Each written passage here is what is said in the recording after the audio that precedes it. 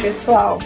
Estamos de volta com Bastidores do Poder, são 10h40 nesta manhã fria de quinta-feira e hoje nós iremos falar sobre um assunto que acabou ganhando muita projeção durante a pandemia, que é a história da telemedicina, que são as consultas à distância.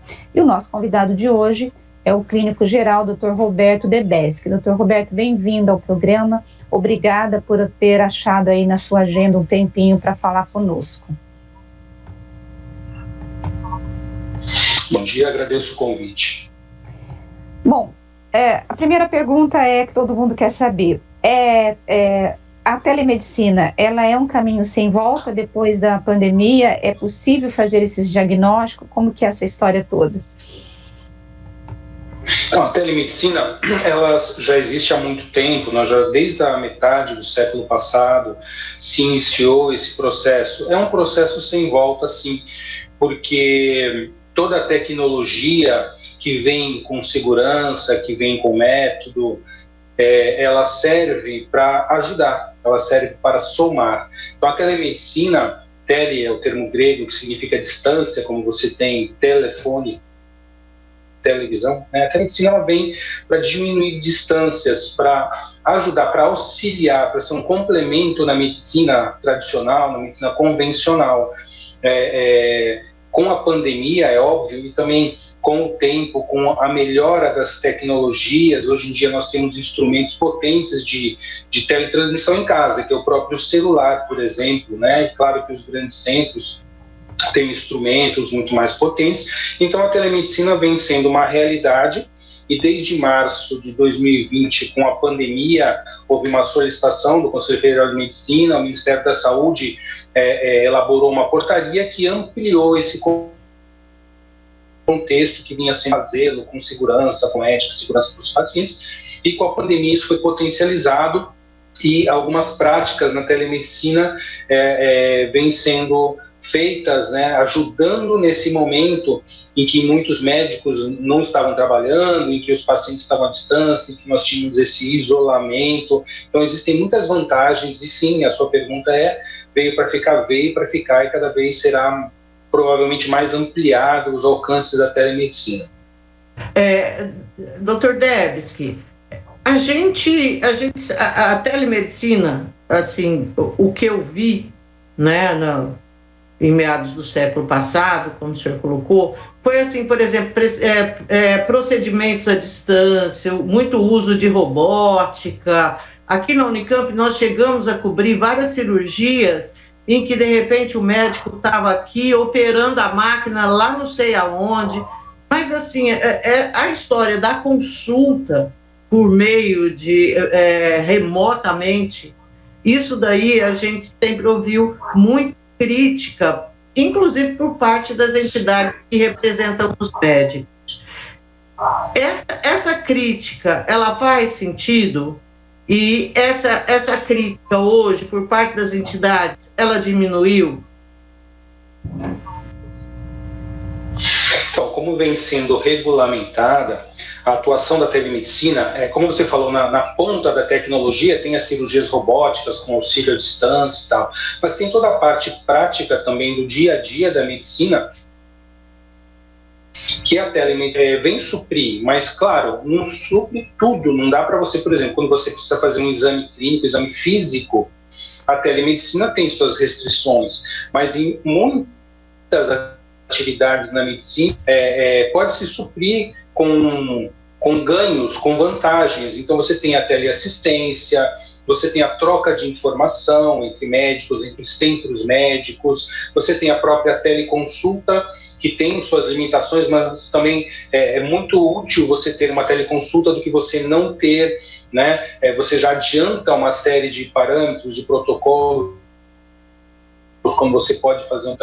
Tem a questão da teleeducação, da reciclagem médica, na verdade todos os ganhos, todos os aportes que a telemedicina nos traz, tem alguns que vêm com uma grande vantagem, que outros que vêm suprir algumas lacunas, e óbvio que isso vem sendo estudado pelo próprio, nessa medida, vamos dizer, emergencial da pandemia, houve essa aprovação, mas ainda vem sendo estudada para que possa ser feito cada vez com mais segurança, cada vez dentro da ética médica, da segurança do paciente, das suas informações. E, sim, existem críticas que deverão ser dirimidas com o tempo, conforme a gente tem esse ganho na utilização da telemedicina, esse avanço a sua utilização com segurança, com ética e tudo que for necessário. Agora, para que... Vai lá, Zezé, pode ir. A gente tem falado aqui com muitos prefeitos, a gente entrevista muito prefeito durante a semana. E assim, os prefeitos estão vibrando, porque sempre foi um problema sério a questão de você ter pacientes ali acumulados em filas, seja especialidades, eu acho que menos, mas, por exemplo, quem está com uma tosse e acaba indo para o pronto-socorro e fica lá 12 horas esperando, o senhor acha que a teleconsulta, ela vem como uma solução para a saúde pública?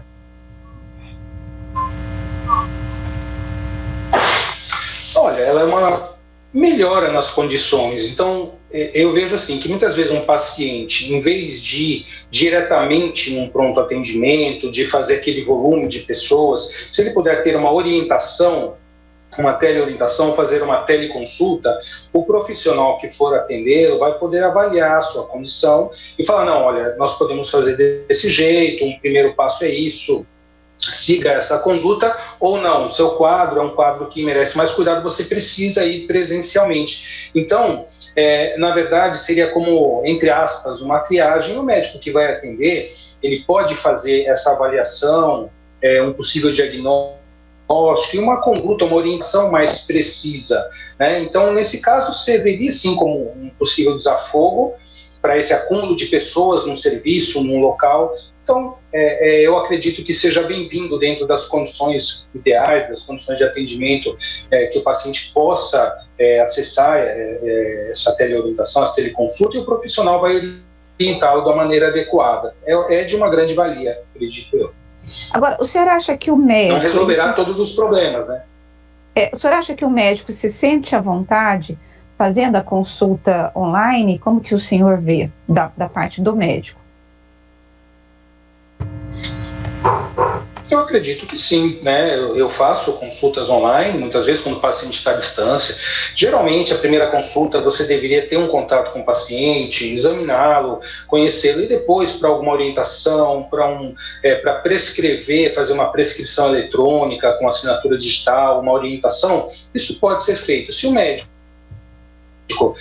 entender seu atendimento, que é suficiente o atendimento à tele, à distância, ok. Se ele sentir, ou se ele diagnosticar e avaliar que esse paciente precisa ser examinado, precisa ser feito algum atendimento presencialmente, ele vai orientar o paciente, olha, existe o meu limite, vai até aqui. Então, o bom senso, o conhecimento vai fazer com que o profissional médico tenha as orientações adequadas para cada caso, para cada paciente.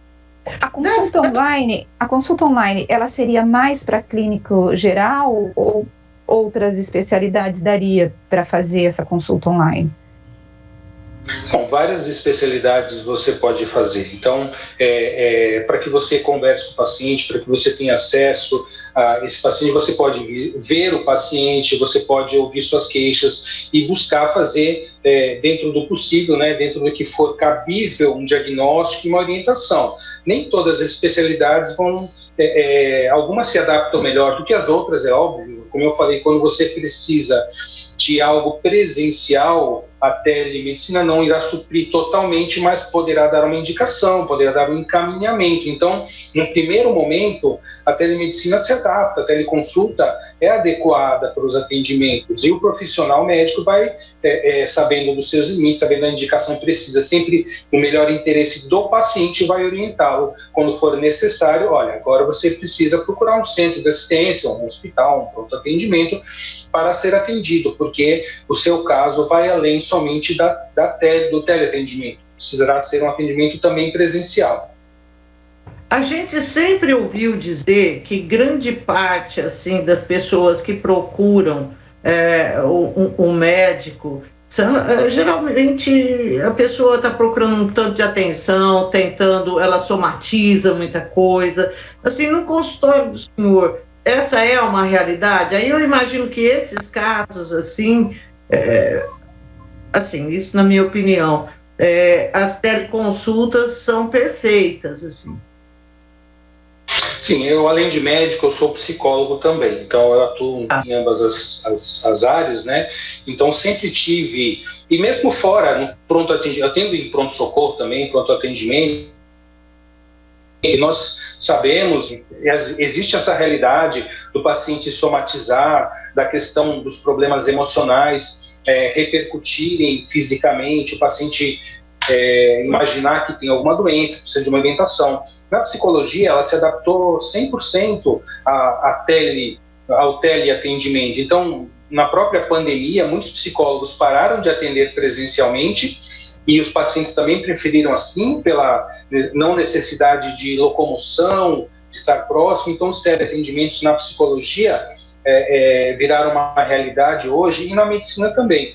Então, nós temos, sim, uma série de pacientes que precisam dessa orientação, vamos dizer assim, psicológica. A psiquiatria também se adequa bem à telemedicina, aos atendimentos e, óbvio, como eu falei, o profissional médico, ele vai dentro do seu conhecimento, dentro da ética, dentro da necessidade do paciente orientá-lo.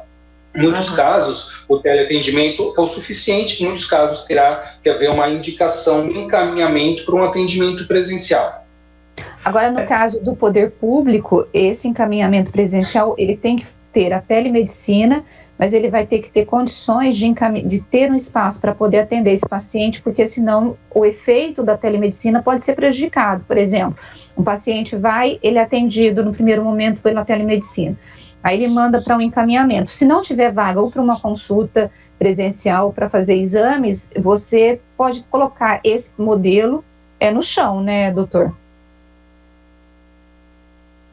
São os mesmos gargalos do atendimento presencial. Se você atende presencialmente ou se você atende online, você encaminha esse paciente para um exame, enfim, para uma outra área de atendimento, e existe esse gargalo, isso será da mesma maneira que na telemedicina, na presencial, o problema é o mesmo. Então, o serviço público sempre vai precisar ter essa possibilidade de atendimento para aquilo que o paciente precisa. A telemedicina, ela vem para encurtar essas distâncias, para favorecer esse primeiro atendimento ou os atendimentos necessários, e quando houver um encaminhamento, na sequência dessas necessidades do paciente, o poder público, enfim, deverá ter a possibilidade de atendê-los. Dr. Debski, sobre, assim, a gente sabe que a medicina, ela é cara, né, para o cidadão, e a gente sabe que em grande parte esse caro vem dos exames, vem aí da parte diagnóstica, né? Isso torna o custo muito alto. Mas a telemedicina pode baratear esse custo pro cidadão? A telemedicina, como ela reduz a distância, ela pode sim diminuir esses custos no primeiro momento. Agora, o que eu vou te colocar como também especialista em atenção primária à saúde, que seria a medicina de família também, o que vai ajudar na prevenção de gastos, na diminuição, é quando nós pudermos fazer uma medicina mais preventiva, né? Promover a saúde e prevenir as doenças. O que é caro é quando a gente precisa apagar incêndios. Apagar incêndio sempre é mais caro. A pessoa já desenvolveu doenças crônicas, ela tem uma série de comorbidades, ela vai precisar de muito mais exames, de muito mais medicamentos. E a mentalidade que nós temos na saúde em geral, mundial, não só no Brasil, quando você vê alguma operadora de saúde fazer a sua propaganda, o seu marketing, ela fala o quê? Nós temos os melhores exames, os melhores hospitais, né, aparelhos de última geração. Só que isso, vamos pensar, já serve quando o paciente já está muito doente. Você precisa de hospital numa etapa final de um processo. Se nós pudéssemos prevenir, promover a saúde, prevenir doenças, E nisso a teleeducação é um dos ramos da telesaúde, né, que vai além da telemedicina, é muito importante. Educar a população para ter saúde, para prevenir as doenças, é que vai realmente reduzir os custos. O resto, a telemedicina pode ajudar sim, exames, hospitais podem ajudar, mas se trata de uma etapa quando você já tem muitos custos, né? Porque você precisa tratar de condições crônicas, muitas vezes irreversíveis, que vão precisar de um atendimento terciário, que tem, esse sim é muito custoso para todos os países do mundo e vai levar provavelmente a medicina para um caminho sem volta, inclusive em termos públicos, né? De gastos tão elevados que não se dá conta. Então, quando mudar essa mentalidade para uma mentalidade de prevenção e promoção da saúde, aí sim a gente vai falar de uma maneira mais efetiva em redução de custos como uma consequência de uma melhor saúde populacional. E a telemedicina sempre poderá auxiliar nesse processo. Bom, uma outra, eu vou tocar num assunto que eu não sei se o senhor está a par, e se o senhor gostaria de dar a sua opinião, mas em todo caso vou perguntar. Essa semana, o governo Bolsonaro vetou uma lei que previa aí, medicações orais para tratamento de câncer, alegando que o custo faria com que encarecesse o custo dos planos de saúde, né? E que aí o cidadão teria prejuízo. A lei era específica para planos de saúde, que deveriam cobrir essas medicações. E eu queria saber a opinião do senhor, se o senhor está a par disso. Eu não estou inteirado desse assunto, mas como eu falei agora, o câncer já é uma doença grave, uma doença avançada, geralmente requer tratamentos onerosos, muitas vezes. A gente sempre tem que pensar na saúde daquele que está necessitando. Então, tudo que restringir, minha opinião, tudo que restringir o acesso a tratamento, a medicação de pessoas que estão sofrendo, às vezes parece que isso está distante de nós, mas para aquele que sofre, para a sua família, para as pessoas que estão próximas, isso realmente não pode acontecer. A gente tem, sim, claro, que pensar sempre em custo, porque se não houver uma possibilidade de você cobrir custos, se torna inviável um tratamento, mas a gente tem que ter esse equilíbrio, que é um delicado equilíbrio, pensando sempre primeiramente no ser humano. Essa é a minha opinião. Então, tudo que proibir o acesso a tratamentos e a medicamentos é muito complexo, né? Deve ser feito com muito cuidado. Não pensando, vamos pensar somente no financeiro. Primeiro, vamos pensar no humano, e o financeiro precisa se adequar a isso. Ok. Certo. Só para terminar, assim, para a gente poder terminar a entrevista, existe alguma resistência por parte do usuário que busca essa telemedicina por faixa etária? Os mais velhos, eles são mais resistentes? Ou o senhor não percebe resistência nenhuma em relação ao paciente?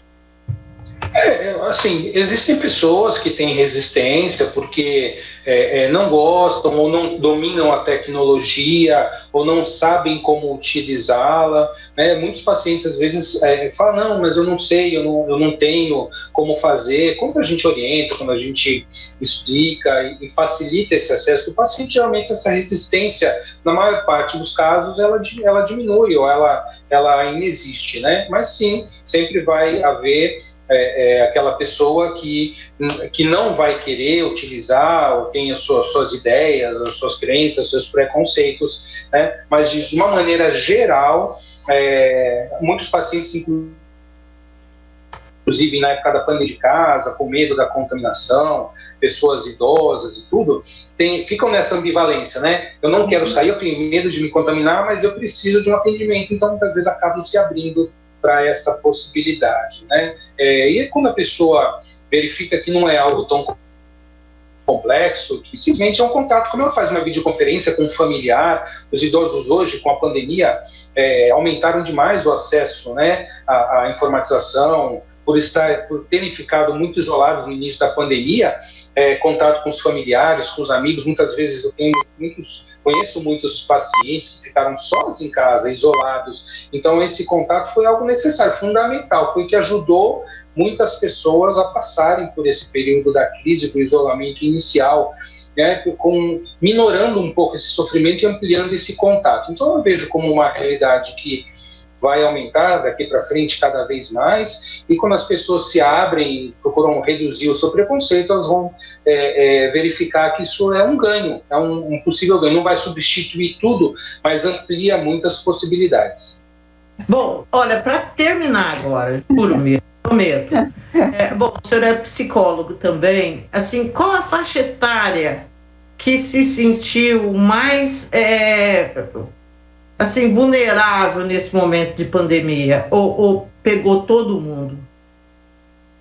Olha, o que eu percebi foi que os idosos, sim, eles ficaram muito fragilizados por conta do isolamento, o medo inicial, e que, claro, tem a sua fundamentação, que no início, né, a gente agora com a vacinação, a gente vê que isso também foi mudando, a faixa etária de risco maior, mas no início os idosos que estavam sendo colocados nessa grande faixa de risco, de possibilidade de agravação, eles ficaram muito fragilizados, ficaram muito, de repente tiveram que se isolar, tiveram que ficar no seu domicílio, sem contato com outras pessoas. Isso trouxe consequências para todos, para os idosos muito. Uma outra faixa etária que eu percebi também que teve vamos dizer assim, um prejuízo muito grande foram as crianças e os jovens, os adolescentes, porque também deixaram de ter o seu contato social com seus amigos, com a escola, tiveram que se adaptar a um atendimento de ficar horas sentar, quando possível isso, porque muitas escolas, principalmente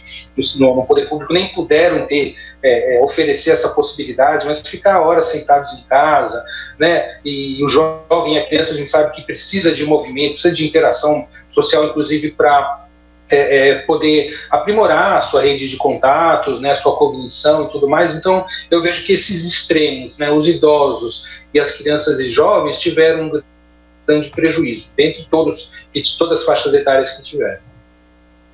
Ok, Dr. Roberto Debski, muito obrigada pela participação do senhor aqui hoje, obrigada pela entrevista, tenha um bom dia.